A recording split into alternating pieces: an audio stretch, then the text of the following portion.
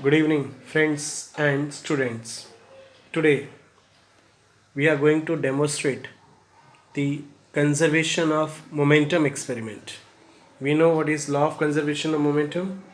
The total momentum before collision is always equal to total momentum after collision. Or in other words, we can say that when number of bodies are interacting with each other, so if the total force, the vector sum is 0, then the momentum of the body is always conserved in nature. And let us have a demonstration for that particular part. So of course we have this Newton's cradle. It is very much familiar. A few days ago there was even a video, but I am fortunate that I am having this Newton's cradle with me. So this is a small Newton cradles, you can see. Okay, now we have five spheres and they are adjusted to a equal height. Okay, now if suppose I take one sphere out, see, we have another sphere coming from the another end. As you see it,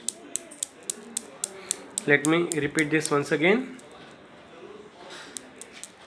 I take one sphere out and I hit it. So this is, you find out that if one sphere hit, the another sphere, one sphere from this particular end move out. Suppose if I take two sphere come out.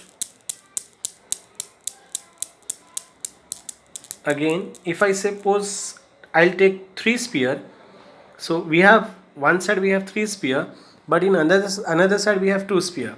So three sphere when collide with two sphere, there will be the combination of 3 and 2, as you see it. So combination of 3 and 2, so see, you find out that there is a combination of 3 and 2. Okay, Newton's cradle is said to be one of the finest instrument for verification of law of conservation of momentum. However, students and teachers, remember one thing, that it is not going to be in the same state of motion for a very long time, because we hear some sound.